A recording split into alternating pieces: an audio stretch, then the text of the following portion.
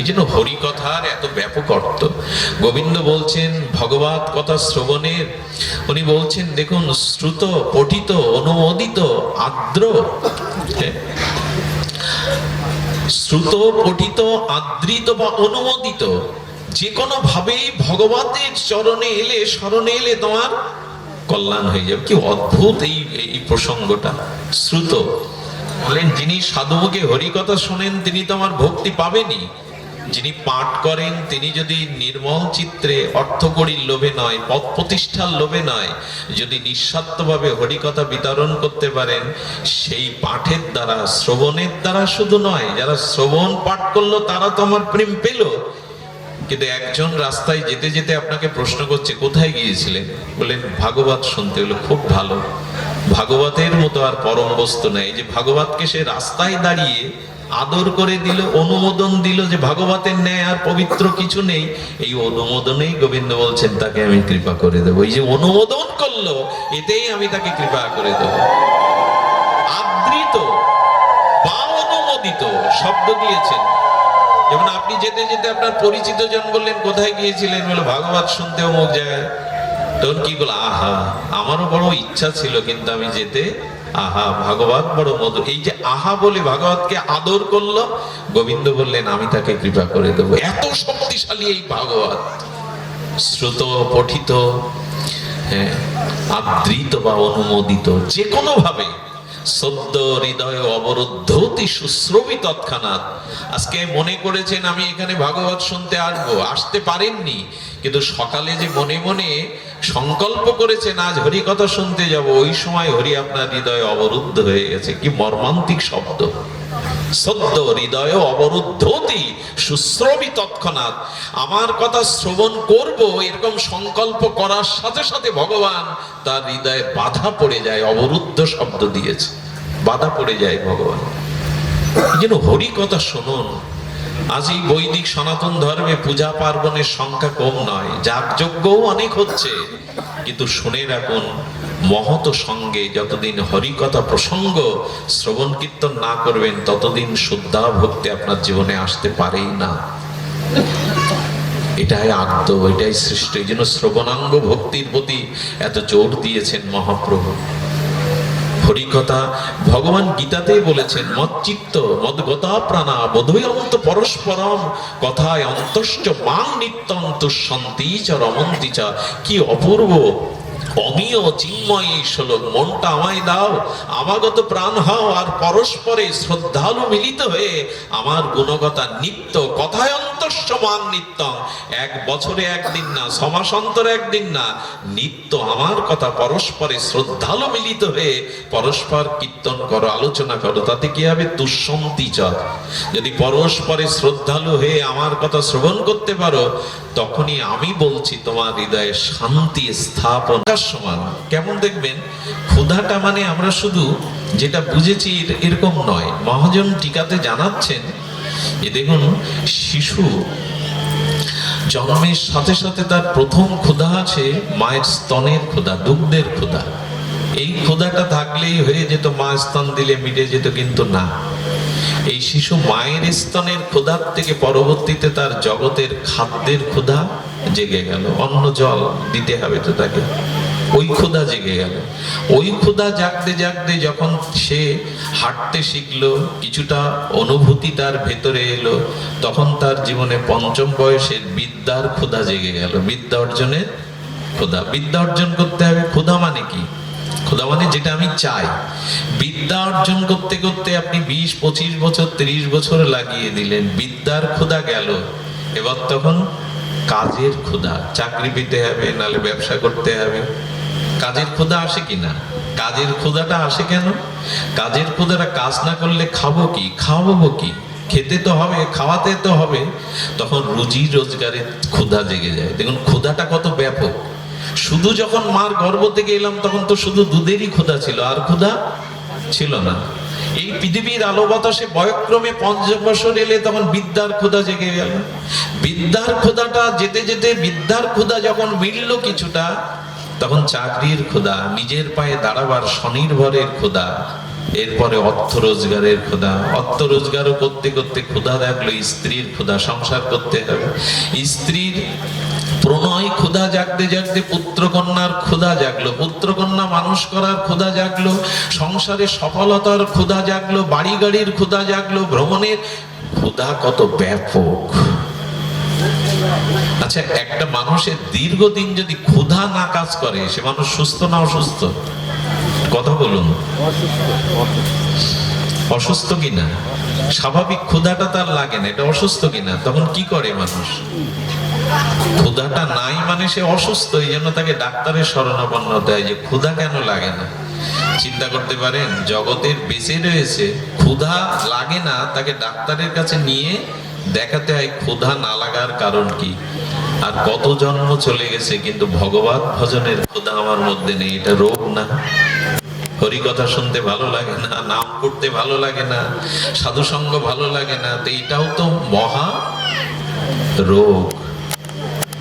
জাগতিক ক্ষুধা না থাকা যেমন রোগ, বিশেষ কোন রোগের লক্ষণ, তেমন ভগবত ভজন করার ক্ষুধা না থাকাটাও বিশেষ রোগের লক্ষণ। ক্ষুধা জাগে। আমি এখানে পনিহাটটায় পৌঁছে দেখেছি, এখানে 3 জন লোক বসে। এখানে ভাগবত আসনও নাই, একটা আসনেও আমি বসিনি। এখানে মালা চন্দন নাই, 3 জন লোক বসে আছে, আমি জানি না কেন। তারপরে নিজেকেই বন্দনা করতে হলো। ক্ষুধা সকলের থাকে না। কালীগঞ্জের ওপার থেকে আমার কয়েকটা মায়েরা চলে এসছে, কিভাবে ফিরে যাবে জানে না। এই দেখুন হরি ক্ষুধার কি বিশেষত্ব। টাঙ্গাইল থেকে আমার এক দাদা চলে এসছেন, জানে না এই পথে তারা কি করে চলে যাবে। ক্ষুধাটা না জাগা, কথাটা এই কারণে বলছি, ক্ষুধাটা না জাগাটাও রোগ। ক্ষুধা জাগে না, হরিকথার ক্ষুধা সকলের জাগে না। এই জন্য যখনই দেখবেন ভজনে রতি আসছে না, ভজনে অনুরাগ আসছে না, ক্ষুধা আসছে না, ক্ষুধাকে আমি বললাম পৃথিবী থেকে আকাশ পরিমাণ ক্ষুধা। মৃত্যুর সময় আর এই আশা মরল না, তখন কত ক্ষুধা নিয়ে মারা যায়, ওই ক্ষুধা পূরণের জন্য আবার আসতে হয়। ক্ষুধা ব্যাপক। তো জীবনে কখনো আপনার তৃষ্ণা, ক্ষুধা এগুলি যাবে না যতদিন প্রেম ভক্তি না পাবেন। ভগবত ভজনে প্রেম ভক্তি না পাবেন ততদিন এই ক্ষুধার নিবৃত্তি কোনোদিনই হতে পারে না। চাওয়া চাওয়া আর চাওয়া, চাইতে হয় কি, যা চাই। ভগবান গীতাতে কি অপূর্ব দিব্যই বাণী দিয়েছেন। জংলব্ধা চপরং লাভং মান্নাতে নাদিকান্তত যস্মিন স্থিত ন দুঃখেন গুরুণাল্লোপি বিলাসচতে। আরে যা লাভ করলে আর কোনো লাভের অপেক্ষা থাকে না, যা জানলে আর জানার অবশেষ কিছু থাকে না, যাকে প্রাপ্ত হলে আর পাওয়ার কোনো অপেক্ষা থাকে না, সেই ভগবত ভজন ভক্তিকেই পাও, ভগবানকে পাও। আর কোনো পাওয়ার অপেক্ষা, আর কিছু জানা, আর কিছু দেখার অপেক্ষা তোমার জীবনে থাকবে না। এই বাণী মূল্যায়ন করেছি আমরা। সব ভালো লাগে, ভজন ভালো লাগে না, এটাই ব্যাধি। এটাকে ভবব্যাধি বলে। আর এই বাইরের ব্যাধি তো আপনি মেডিসিনে দূর করতে পারবেন, অভিজ্ঞ ডাক্তারের দ্বারা, কিন্তু ভবব্যাধি কে দূর করবে? ডাক্তার। ভবব্যাধিটা কি? এই যে বারবার জগতে পুনঃ পুনঃ মাতৃ জঠরে আসা, বারবার জন্ম মৃত্যু চক্রে আসা, এটাই হলো ভবব্যাধি। আর এই ব্যাধি ভজন বিনা, মহতের কৃপা বিনা, সাধুগুরুর সঙ্গ বিনা এটি কোনোদিনই যাবে না। এই কথাটি আমি শুরু থেকে, প্রায় 1.5 ঘন্টা হয়ে গেল, শুরু থেকে আমি বলতে চেষ্টা করছি, দুঃখের অত্যান্তিক নিবৃত্তি, দুঃখের ক্ষয়, দুঃখের মূল উৎপাটন করতে গেলে আপনাকে মহৎ কৃপালব্ধ ভজনে আসতেই হবে, ভজন করতেই হবে। দ্বিতীয় পথ খোলা নেই। ধন হলে যদি, বিদ্যা হলে যদি সুখী হতো, জগতের দিকে তাকিয়ে দেখুন, ওদেরই যন্ত্রণা বেশি। ওরা জগতে ছটফট করছে, যার যত বেশি আছে, যার জগতে বিদ্যা, ঐশ্বর্য, ক্ষমতা যার যত বেশি আছে, ওখানে যন্ত্রণা বেশি। কারণ ওই যে বললাম, আকাশে ফুল ফুটতে যদি কখনো সম্ভব হয়, বন্ধা রমণীর যদি কখনো সন্তান প্রসব হয়, আকাশের নক্ষত্রগুলো যদি বিজ্ঞানীরা গণনা করে দিতে পারে, জগতের ধূলিকণার সংখ্যা কত যদিও বলে দিতে পারে, তবু হয়তো সম্ভব, কিন্তু কৃষ্ণ ভজন বিনা সুখী হওয়া সম্ভব নয়। এটাই বৈদিক শাস্ত্রের মূল প্রতিপাদ্য দার্শনিক বিষয় স্থাপন করেছেন। স্বরূপে ফিরে না গেলে, আচ্ছা আপনার দেহের জরা মৃত্যু ব্যাধি ক্ষুধা তৃষ্ণা আছে, আত্মার আছে এগুলি? কথা বলুন। কথা বলতে বলছে এই জন্য মানে আলোচনাটা বিনিময় হোক, পরস্পর বিনিময় হোক। আত্মার এই ধর্মগুলি না, আর আত্মারও আত্মা, আত্মারও পরমাত্মা স্বয়ং ভগবানের কৃপা প্রেম যারা পায় তাদের এগুলি থাকবে কি করে? স্বরূপে যদি ফিরে যান। এই জন্য বলছি মনটা অন্য বস্তুতে দিলে মিশবে না, একমাত্র ভগবানে ভজনে দিন, তবে মনে গতি ফিরে পাবে, মন মিশবে। আচ্ছা দুধে যদি চিনি দিয়ে জাল দেন, চিনি মিশবে কিনা দুধের সাথে? অবশ্যই মিশে যাবে। কিন্তু দুধে যদি পাথর দিয়ে 100 বছর জাল দেন, ও বিজাতীয় বস্তু, চিনিও শর্করাও মিষ্টি, দুধও মিষ্টি, ও মিশে যাবে, পাথর মিশবে না। তো মন ভগবানে ছাড়া, ভজনে ছাড়া অন্য বস্তুতে 16 আনা মিশতে পারে না, শান্তি পেতে পারে না। জল মন্থন করলে মাখন কোনোদিন উঠবে না, দুধ মন্থন করুন। ঘোল বা দধি মন্থন করুন, মাখন উঠবে। জল মন্থন করলে, সংসারকে নিয়ে মাতামাতি করলে শান্তির দেখা পাওয়া যাবে না। তবে সংসারে থাকতে হবে, স্ত্রী পুত্রের প্রতি কর্তব্য করতে হবে নির্মম হয়ে, কিন্তু মন, অনুরাগ, টান এগুলি ভগবানকে দিতে হবে। দ্বিতীয় কোনো পথ আমাদের সামনে খোলা নেই। এই জন্য ভজনের জন্যই আমাদের সাধুগুরু মহন্তের কৃপা কেন, মহৎরা কেন ঘুরে বেড়াবে? তাদের কাজ নেই? সব বাবাজি মহারাজদের কাজ নেই? এরা কেন ঘুরে বেড়াবে জীবের দ্বারে দ্বারে?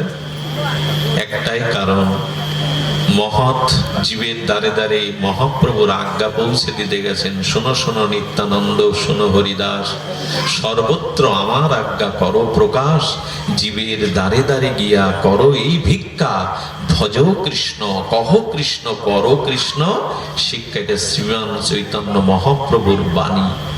যাও শ্রীপাদ নিত্যানন্দ, যাও হরিদাস, জীবের দ্বারে দাও। এই যুগের মানুষ বড় অলস, অকর্মণ্য, এরা কাজের কাজ করতে শেখেনি। এদের অর্থ আছে, বল আছে, মেধা আছে, কিন্তু এরা সৎ কাজে লাগাবার মতো সৎচিত্ত পায়নি। তাই এবার বসে থাকলে হবে না। আমি বৈকুণ্ঠ থেকে এসেছি, তোমাদেরও নিয়ে এসেছি। জীবের দ্বারে যাও, করুণা দাতা হয়ে, কৃপা দাতা হয়ে জীবের ঘরে ঘরে যাও। এই নামকে, এই কৃষ্ণ প্রেমকে, এই ভগবত অনুশীলনকে জীবের দ্বারে দ্বারে পৌঁছে দাও। যদি দিতে পারো তবে এই জীব সেই অমৃতের স্বাদ পাবে, বেঁচে থাকার উপায় পাবে। এই জন্য আসুন, আমি নিবেদন করি যে ভগবত ভজন এই আশ্রয়টা নিতেই হবে। তমেইব শরণাঙ্গশ্চ সর্বভাবেন ভারত, আশ্রয় নিতেই হবে ভগবত ভজনে। আজ হোক কাল হোক আপনাকে, তবে কালের কথা রাখা উচিত নয়। এক একটি সময়, এক একটি নিঃশ্বাস বড় মূল্যবান। মৃত্যুর সময় জীবনের সমস্ত সঞ্চয় দিয়েও একটি নিঃশ্বাসের সময় কালের হাত থেকে আপনি চেয়ে নিতে পারবেন না। এখন মূল্যায়ন করছেন না এক এক সেকেন্ডের, এক এক শ্বাসের একটা মুক্তার মতো মূল্য। সমস্ত জীবনের অর্থ দিয়েও শেষে একটা নিঃশ্বাস আপনি জমের কাছ থেকে, কালের কাছ থেকে কিনতে পারবেন না। আর এখন প্রতিটি নিঃশ্বাস ব্যয় হচ্ছে ভগবানের নাম, ভগবানের চিন্তা ব্যতীত। এটা আমাদের দুর্ভাগ্য যে আমরা সময়ের মূল্যায়ন করতে পারলাম না, সময়কে যথাযথ রূপে ব্যবহার করতে পারলাম না। তাই আপনাদের কাছে অনুরোধ করে যায় যে ভয়াং দ্বিতীয় অভিনিবেশ, দ্বিতীয় বস্তুর অভিনিবেশ থেকে মনটা ভগবানে দিন। তার নামে, তার রূপে, তার লীলাতে যে কোনো একটার সাথে মনে যুক্ত করুন। আর এই ক্ষেত্রে আমাদের গৌড়ীয় বৈষ্ণবের সরল উপায়, শ্রেষ্ঠ উপায়, আদ্য শ্রেষ্ঠ উপায় হলো হরিনামকে আমাদের জীবনের শ্বাস প্রশ্বাসের গতির মধ্যে নিয়ে নেওয়া। নাম নিত্য নিরন্তর হতে হবে। এই নামের অভ্যাসটা গড়ে তুলুন। আজ হোক কাল হোক, ধীরে ধীরে আমাদের অনর্থ নিবৃত্তি হয়ে নামে নিষ্ঠা প্রথমত হয়তো আসবে না, কিন্তু চেষ্টা করুন নিত্য নিরন্তর ভগবত কোনো হয়তো নামে, হয়তো তার লীলাতে, হয়তো তার রূপে, তার ধামে মনটাকে আটকে দিতে চেষ্টা করুন। যদি দিতে পারেন তখনই জানবেন অনেকটা এগিয়ে গেলেন, জীবনে অনেকটা পথ এগিয়ে গেলেন। আগামী জন্মটা আর আপনাকে স্খলনের পথে হাঁটতে হবে না, নিম্ন পথে হাঁটতে হবে না। এই জন্য দুঃখ নিবৃত্তির উপায় আমরা জানলাম। এবার মূল কথা হলো, আমাদের ভজনে আবেশ আসবে আসবে মহৎ অনুগ্রহে। হরিকথা শ্রবণ করতে করতে, হরিকথা শ্রবণ করতে করতে চিত্ত শুদ্ধি হবে। শ্রীনান্ত সকতা কৃষ্ণ পূর্ণ শ্রবণ কীর্তন হৃদয়স্থ অভদ্রাণী বিধুনতি শরীদ শতাম। ভাগবতজি বলছেন সকতা কৃষ্ণ, ভগবানের নাম রূপ লীলা অসমদ্য মাধুর্য কথা কান দিয়ে ভেতরে ঢোকাও। ঢোকালেই কৃষ্ণ কথায় কৃষ্ণ হয়ে, রস ব্রহ্ম হয়ে, শব্দ ব্রহ্ম হয়ে তোমার ভেতরে গিয়ে তোমার হৃদয়টা পরিষ্কার করে দেবে। এই ধোঁয়াটা দিও না, সরিয়ে নাও। ধোঁয়াটা কে আছে ওখান থেকে সরিয়ে নাও। বৃদ্ধ শুনতে পাচ্ছেন না মনে হয়। তো এই জন্য আমাদের উচিত হবে ভগবানের কথাকে শ্রবণ করা। সিন্নান্ত সকদা কৃষ্ণ পূর্ণ শ্রবণ কীর্তনে মহৎ গুণ শ্রুতি মাত্রেণ মহি সর্ব গুহাশয়ে মনগতি অবিচ্ছিন্ন যথা গঙ্গাব সোহম্বুধ। কোথায় সাগর আর কোথায় নদী, কত প্রতিকূলতাকে পেরিয়ে, কত বাধা পেরিয়ে নদীর তরঙ্গ ঢেউ দেখবেন সমুদ্রে গিয়ে মিশে। সমুদ্রে না মিশলে নদীর শান্তি নেই। ঠিক তেমনি আমার গুণগাথা শ্রবণ করতে করতে তোমার মনের গতি আমার দিকে যাবেই যাবে। মনোর গতি অবিচ্ছিন্ন যথা গঙ্গাব সোহম্বুধ। নদীর জল যেমন স্রোত তরঙ্গায়িত হয়ে সমস্ত প্রতিকূলতাকে পেরিয়ে সমুদ্রের বুকে মিশে যায়, তেমনি আমার গুণগাথা সাধুমুখে তোমার ভিতরে প্রবেশ করলে তোমার মনের গতি আমার চরণে ছুটবেই ছুটবে। ভাগবতজি বলছেন এই কথা। মদ গুণ শ্রুতি মাত্রেণ, আমার গুণগাথা কর্ণ দিয়ে ভেতরে প্রবেশ করা। কিন্তু শ্রদ্ধা কজনের? হরিকথা শোনার শ্রদ্ধা কজনের? হরিকথার শোনার লালসা কজনার? ভগবত ভজনে কৃপা হয়েছে বুঝতে হবে হরিকথা। আসি মহাপ্রভু প্রতিদিন গদাধর পণ্ডিত গোস্বামীর কাছে আর টোটাতে ভাগবত শুনতে এসেন, চোখের জলে অক্ষরগুলো ভাসিয়ে দিত। তখন তো প্রেসের তৈরি হয়নি, প্রেস সৃষ্টি হয়নি। হস্তলিখিত ভাগবতের অক্ষরগুলো মহাপ্রভুর চোখের জলে ভেসে গেছে। প্রভু ধ্রুব চরিত্র শুনে কাঁদছেন। আমরা ধ্রুবের এত নিষ্ঠা ভজনে, প্রহ্লাদের এত দৃঢ়তা ভজনে, কই আমার তো হলো না। মহাপ্রভু কাঁদছেন ধ্রুব চরিত্র প্রতিদিন শুনতেন তিনি।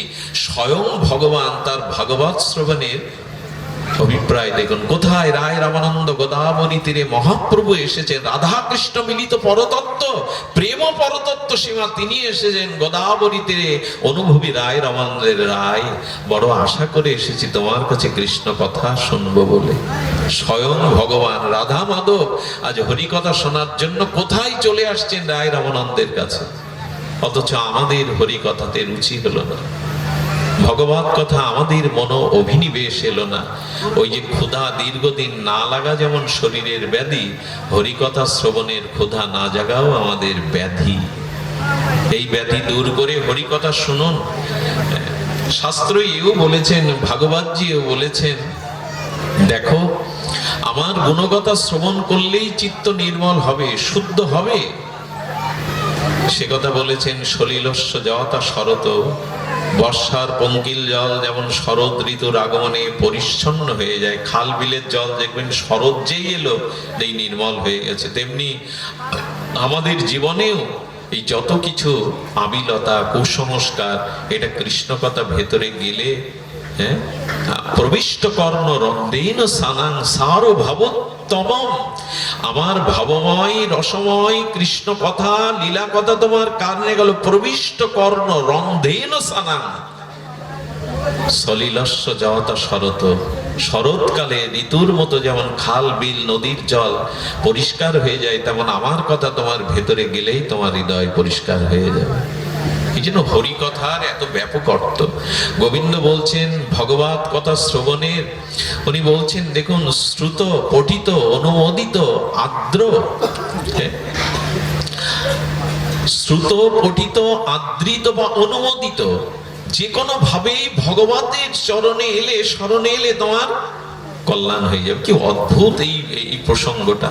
শ্রুত বলেন, যিনি সাধুমুখে হরিকথা শোনেন তিনি তো আমার ভক্তি পাবেনই, যিনি পাঠ করেন তিনি যদি নির্মল চিত্রে অর্থকড়ির লোভে নয়, পদ প্রতিষ্ঠার লোভে নয়, যদি নিঃস্বার্থভাবে হরিকথা বিতরণ করতে পারেন, সেই পাঠের দ্বারা, শ্রবণের দ্বারা শুধু নয়, যারা শ্রবণ পাঠ করলো তারা তো আমার প্রেম পেল। কিন্তু একজন রাস্তায় যেতে যেতে আপনাকে প্রশ্ন করছে কোথায় গিয়েছিলেন, বলেন ভাগবত শুনতে। হলো খুব ভালো, ভাগবতের মতো আর পরম বস্তু নাই। যে ভাগবতকে সে রাস্তায় দাঁড়িয়ে আদর করে দিল, অনুমোদন দিল যে ভাগবতের ন্যায় আর পবিত্র কিছু নেই, এই অনুমোদনেই গোবিন্দ বলছেন তাকে আমি কৃপা করে দেবো। এই যে অনুমোদন করলো, এতেই আমি তাকে কৃপা করে দেবো। আদৃত বা অনুমোদিত শব্দ দিয়েছেন। যেমন আপনি যেতে যেতে আপনার পরিচিত জন বললেন কোথায় গিয়েছিলেন, বলে ভাগবত শুনতে অমুক জায়গায়। তখন কি বলো, আহা আমারও বড় ইচ্ছা ছিল কিন্তু আমি যেতে, আহা ভাগবত বড় মধুর। এই যে আহা বলে ভাগবতকে আদর করলো, গোবিন্দ বললেন আমি তাকে কৃপা করে দেবো। এত শক্তিশালী এই ভাগবত। শ্রুত, পঠিত, আদৃত বা অনুমোদিত, যে কোনো ভাবে সদ্য হৃদয়ে অবরুদ্ধ অতি সুশ্রবী তৎক্ষণাৎ। আজকে মনে করেছেন আমি এখানে ভাগবত শুনতে আসবো, আসতে পারেননি, কিন্তু সকালে যে মনে মনে সংকল্প করেছেন আজ হরি কথা শুনতে যাব, ওই সময় হরি আপনার হৃদয়ে অবরুদ্ধ হয়ে গেছে। কি মর্মান্তিক শব্দ! সদ্য হৃদয় অবরুদ্ধ অতি সুশ্রবী তৎক্ষণাৎ। আমার কথা শ্রবণ করব এরকম সংকল্প করার সাথে সাথে ভগবান তার হৃদয়ে বাধা পড়ে যায়। অবরুদ্ধ শব্দ দিয়েছে, বাধা পড়ে যায় ভগবান। এই জন্য হরি কথা শুনুন। আজ এই বৈদিক সনাতন ধর্মে পূজা পার্বণের সংখ্যা কম নয়, যাগযজ্ঞও অনেক হচ্ছে, কিন্তু শুনে রাখুন মহৎ সঙ্গে যতদিন হরিকথা প্রসঙ্গ শ্রবণ কীর্তন না করবেন ততদিন শুদ্ধা ভক্তি আপনার জীবনে আসতে পারেই না। এটাই আদ্য, এটাই সৃষ্ট। এই জন্য শ্রবণাঙ্গ ভক্তির প্রতি এত জোর দিয়েছেন মহাপ্রভু। হরিকথা ভগবান গীতাতেই বলেছেন, মচ্চিত্ত মদ্গতা প্রাণা বোধয়ন্ত পরস্পরম কথায় অন্তশ্চ মাং নিত্যং তুষ্যন্তি চ রমন্তি চ। কি অপূর্ব অমীয় চিন্ময় এই শ্লোক। মনটা আমায় দাও, আমাগত প্রাণ হও, আর পরস্পরে শ্রদ্ধালু মিলিত হয়ে আমার গুণগতা নিত্য কথায় অন্তশ্চ মাং নিত্যং। এক বছরে একদিন না, ছমাস অন্তর একদিন না, নিত্য আমার কথা পরস্পরে শ্রদ্ধালু মিলিত হয়ে পরস্পর কীর্তন করো, আলোচনা করো। তাতে কি হবে? তুষ্যন্তি চ।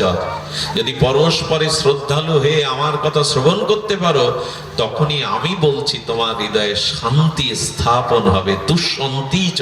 গোবিন্দ বললেন শান্তি এর আগে তোমার হৃদয়ে আসবে না।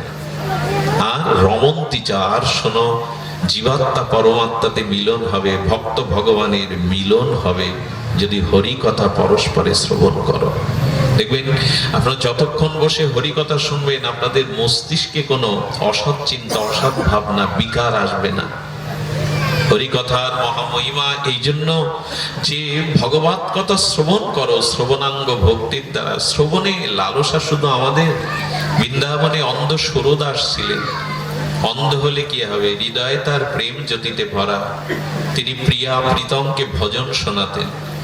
রাধারানী প্রতিদিন দেখতেন শ্যামসুন্দর দুপুরে প্রসাদ পাওয়ার পরে মন্দির থেকে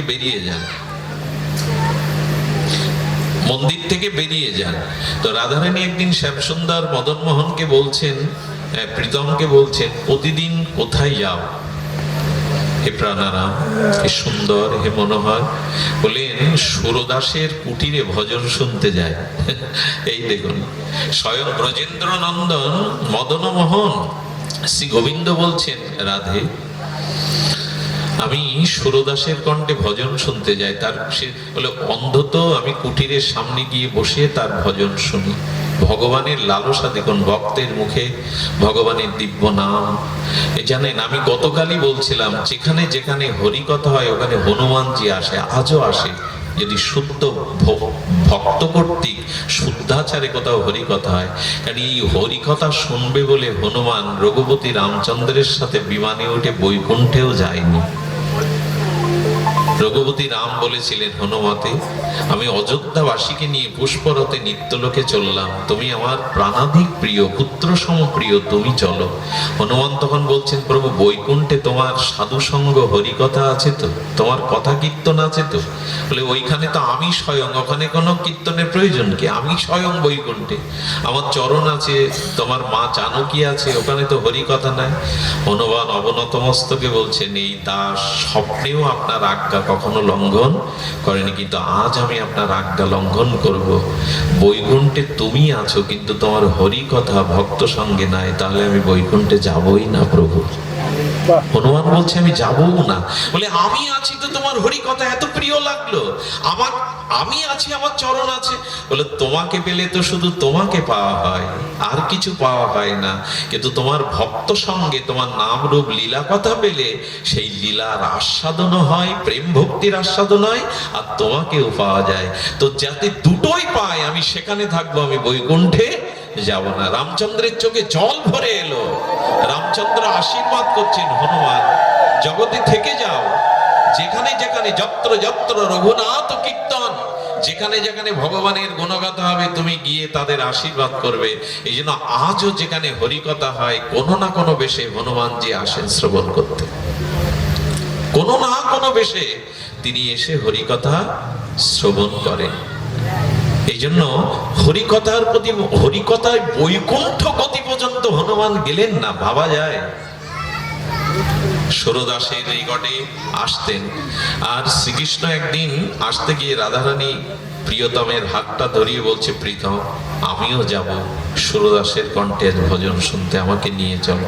বলে না না, তুমি গেলে কোনো একটা অঘটন ঘটিয়ে বসবে, তুমি যার দিকে দেখো তাকে কৃপা করো। গোবিন্দ রাধারানীকে নিতে যাচ্ছে না, বলে না আজ আমি তোমার সাথেই যাব। প্রিয়া প্রীতম যুগল এসেছেন সুরদাসের কুটিয়ার সামনে। সুরদাস তার প্রেমের ভক্তির আর সেই মূর্ছনায় যখন ভজন করেছে, ভগবান এবং রাধারানী পরম যত্নে সেই ভজন শ্রবণ করছেন। ভজন করতে করতে আবেশে গোবিন্দ রাধারানীর চরণের গন্ধ পাচ্ছে। সুরদাস চোখ নাই কিন্তু অনুভূতি তো আছে, তবে কি আমার প্রিয়া এলো, প্রীতম এলো। আবেশে ভজন করতে করতে পরীক্ষার জন্য জানছেন এই গন্ধ তো, জানেন এই পৃথিবীতে যত ফুল আছে এই গন্ধগুলো রাধারানীর চরণ গন্ধ থেকে পেয়েছে মাটি। রাধারানী ধরিত্রী সৃষ্টির পর তার চরণ বিন্যাস করলে রাধারানীর চরণেই এই গন্ধগুলো। মাটি গন্ধ পাবে কোথায়? আপনি আমি মাটি খুঁড়ে গন্ধ পাবেন? গোলাপের গন্ধ পাবেন? জুই চামেলির গন্ধ পাবেন? ওরা পায় কি করে? মাটির মধ্যে গন্ধ আছে, সেই গন্ধ রাধারানীর চরণ থেকে। এই জন্য যারা ভজন করে নিত্য নিরন্তর যুগল ভজন, রাধারানীর চরণ চিন্তা করে, ব্রজের অনেক মহাত্মা আছে তারা অনেকদিন স্নানও করে না, ওই ব্রজের ধুলে মাখা তামাটে হয়ে গেছে কাপড় পরা, কিন্তু তাদের পাশে গেলে একটা অপূর্ব দিব্য গন্ধ অনুভব হয়। কেন জানেন? রাধারানীর চরণ চিন্তা যারা হৃদয়ে করে তাদের হৃদয় থেকে ওই দিব্য গন্ধ ছড়িয়ে পড়ে। আলাদা তাদের কাছে কোনো সুগন্ধি মাখতে হয় না, ওই ভজন অনুভূতি রাধারানীর চরণ কণা থেকে এই সুগন্ধগুলো ফুলের মতো করে বেরিয়ে যায়। মহাপ্রভু হরিনাম করতে করতে মহাপ্রভুর শ্বেত ঘর্ম, ঘামটা বেরোতো না লাল, আর ওইখানে অনেক প্রজাপতি এসে, অনেক মধুকর মৌমাছি এসে বসতো। এক ভক্ত ওই ঝরে যাওয়া ঘাম মুখে দিয়ে দেখে টাটকা মধুর থেকে আরো মিষ্টি। অর্থাৎ প্রভুর চিন্ময় দিব্য সেই রাধা মাধব মিলিত চিন্ময় প্রেমতনু থেকে ঘামটাও বেরোচ্ছে মধুর মতো আস্বাদ্য সুগন্ধময়। প্রজাপতি ভ্রমর এসে বসছে, এগুলো ঠিক আমাদের মাথায় আসবে না। এই ভগবত চিন্তন না এলে, ভগবত ভাবনা হৃদয়ে না এলে এসব কোনোদিনই ধরা দেবে না। এই জন্য ভগবত চিন্তা করুন। ভগবত চিন্তনের দ্বারা, অনুধ্যানের দ্বারা আজকে সুরদাস কি করেছে? অনুভব করবার জন্য কুটির থেকে বেরিয়ে ভজন করতে করতে যাচ্ছে, আর ইচ্ছা করেই উনি জানেন সামনে বড় একটা গর্ত ছিল, জানেন গর্তের মধ্যে পড়ে গেছে। যেই গর্তে পড়ে গেছে রাধারানীর চোখে, এই দেখুন রাধা রাধা কেন করে গৌড়ীয় বৈষ্ণব ব্রজবাসীরা, কেন রাধা রাধা করে? রাধারানী বললেন, কৃষ্ণ বলছেন তাড়াতাড়ি চলো। বলে চলো মানে? যার ভজন শুনতে এলাম, এত হৃদয় জোড়ানো প্রেমের ভজন, সে পড়ে গেছে আর আমি চলবো? আরে এখন ওকে তো উদ্ধার করতে হবে, চলো বলে এই জন্যই তো তোমাকে আনতে চাই। যাকে দেখো তাকে তুমি কৃপা করো। একদিন গোবিন্দ বলছে, দেখো রাধারানী অপরাধ থাকলে আমি তাকে কৃপা করতে পারি না। যার অপরাধ আছে, যে পতিত জন, সহজে তাকে আমি কৃপা করতে পারি না। অপরাধ থাকলে, পতিত থাকলে, রাধারানী তখন বলছেন পতিত শব্দের অর্থ কি? রাধারানী জানে না পতিতকে, এই জন্য তো করুণাময়ী উনি। উনি জীবের অপরাধকে গণনা করেন না। কে পতিত, রাধারানীর অভিধানে এই শব্দের ব্যাখ্যা নাই। উনি যাকে দেখেন তাকে কৃপা করেন। বলে এই জন্য তো তোমায় আনতে চাইনি। আরে ওকে তুলতে গেলে ধরা পড়ে যাবো আজ। বলে ওকে ফেলে তো আমি যেতে পারবো না। তুমি এক কাজ করো, তোমার গায়ের এই 19 বস্ত্রটা ফেলে দাও, বাবাজির কাছে দিয়ে আমি টানছি, তুমিও টানো, তাকে তোলো। ফেলে দিয়েছেন বস্ত্র, সে বস্ত্রটাও তো প্রসাদী, গোবিন্দের অঙ্গের বস্ত্র প্রসাদী না। সুরদার বুঝতে পেরেছে আজ প্রিয়া প্রীতম এসেছে, আমার জীবন আজ ধন্য। বলছে বাবা তুমি এটি ধরো, ওখান থেকে উঠবে কি করে? আমি টেনে তুলছি। বলে কে তুমি? বলে আমি ব্রজবাসী, তোমাকে এই অবস্থায় দিকে এড়িয়ে যেতে পারিনি, তুমি আমার বস্ত্রটা ধরো। গোবিন্দ ধরেছেন বস্ত্রটা, রাধারানী ধরেছেন গোবিন্দকে। সুরদাস চিন্তা করছেন এই সুযোগ, এমন সুযোগ তো পাবো না। যেই উপরে তুলেছেন, ইচ্ছা করেই অনুভবে রাধারানীর চরণে পড়ে গেছেন সুরদাস। যেই চরণ ধরেছেন, উপরটা স্পর্শ করে বুঝতে পেরেছে এটা ঠাকুরানীর চরণ। সেই যে চোখের জলে নিবেদন করে এসেছো করুণাময়ী, কৃপাময়ী, এতদিন পরে তোমার কৃপা হলো। সুরদাস বুঝে যখন, অনুভব যখন করেছো, আমাকে দেখতে তোমার মন চায়নি। সুরদাস কাঁদছে, অন্ধের চোখ দিয়ে, সুরদাসের চোখ দিয়ে রাধারানী তার কোমল করপল্লব হাতটা বুলিয়ে দিলে উনি দৃষ্টি ফিরে পেলেন। সেই মাধুর্য যুগল দর্শন করে প্রেমে মূর্ছিত হয়ে পড়ে গেলেন। যখন চেতনা ফিরল, রাধারানী মস্তকে হাত দিয়ে যখন চেতনা ফিরালো, তখন বলছে বর চাও। ভগবত দর্শন সাধারণ না, কিছু চাও। বলে যদি দিতে চান করুণাময়ী, এই দিন আমাকে আবার অন্ধ করে দিন। বলো দৃষ্টি ফিরে পেলে, প্রীতম প্রিয়াকে দেখলে আবার কেন অন্ধ হতে চাইছো? কেন বললো জানেন? বললো যে রূপ নয়নে দেখেছি, সেই রূপ আমার হৃদয়ে, আমার নয়ন তারাতে চিরদিন থাকে। জগতের আর কোনো রূপ আমি দেখতে চাই না, এ জগতের আর কোনো বস্তু আমি দেখতে চাই না। তোমার এই যুগল মাধুর্য যেন আমার চিত্তে সর্বদাই ধ্যানে থাকে। একে বলে অনুভূতি, একে বলে অনুভূতি। এই জন্য ভজন করতে করতে করতে করতে যবে এই প্রেম ভক্তির উদয় হবে, তখনই আপনার জীবনে এই নিত্য, সেই পরশ, নিত্য সেই আনন্দ, পরমানন্দ। আর এই আনন্দের কাছে জগতের কোনো দুঃখ স্পর্শ করতে পারে না। জরা ব্যাধি মৃত্যু এখানে পৌঁছাতে পারে না। এই স্বরূপ স্মৃতি, স্বরূপ আনন্দে আরে আত্মারই তো মৃত্যু নেই, জরা নেই, ব্যাধি নেই, সত্তাপ নেই, তো আত্মারও আত্মা, পরমাত্মা, সচ্চিদানন্দ ভগবানের মধ্যে এগুলি কোথায়? আর সেই ভগবানকে